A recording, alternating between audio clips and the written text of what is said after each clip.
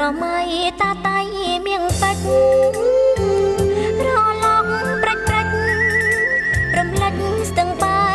ជាបួនព្រះសូរបាំងកោះសំរងកាងកាងធម្មជាតិបានសាងសងខាងសំសួនកងមួយស្ទឹងបួនជួនជួបមាច់ឆាស្ទឹងបត់មាត់ទឹកនឹកគ្រាស្ទូចត្រីចំណោបៃចំនួនចំណៃនេត្រាតាតៃលាក់ខ្លួនពួនថែធម្មជាតិទេសចរក្មេងគ្មានជ្រៀតទៅទេសនា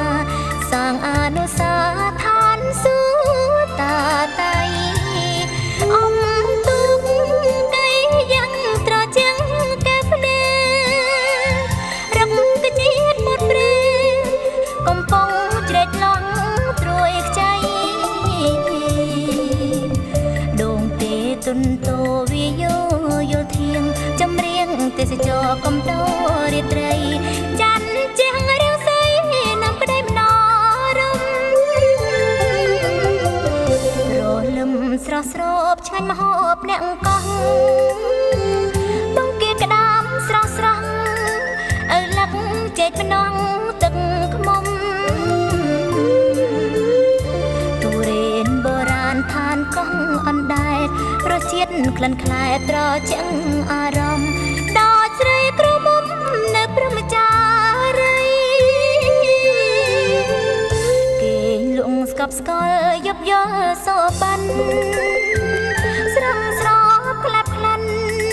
ព្រៀបបានឋានសួគ៌លោកីរមណីយដ្ឋានស្អាតខ្នាតអន្តរជាតិសេវាកម្មទៀតល្អប្រជាប្រិយអង្គភិវឌ្ឍតាតៃដើម្បីទេសចរ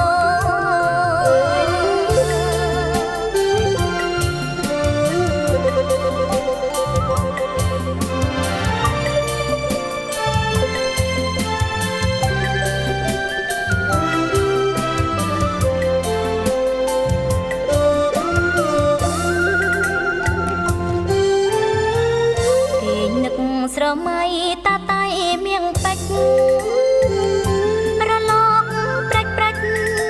រំលេចស្ទឹងបែជាបួនព្រាំងសូរបាំងកងសំរងកាងកាងធម្មជាតិបានសាងសងខាងសំសួនកងមួយស្ទឹងបួនជួនជប់មាច់ឆាស្ទឹងបត់មាត់ទឹកនឹកគ្រាស្ទូចត្រីចំណោបៃចំនួនចំណៃនេត្រាតាតៃលាក់ខ្លួនពួនថែធម្មជាតិទេសចរក្មេងគ្មានជ្រៀតទៅទេសនាសាងអនុសាឋានសួគ៌តាតៃអំទុកកៃយ៉ាងត្រជាងកែភ្នែរឹកកជាតិមុតព្រេកំពុងជ្រែកឡោត្រួយខ្ចីដងទេទុនតោវិយោយល់ធៀងចម្រៀងទេសចរកំដោរាត្រីចាន់ជាងរាវសីនាំក្តីមនោរម្យសង្កដានុពល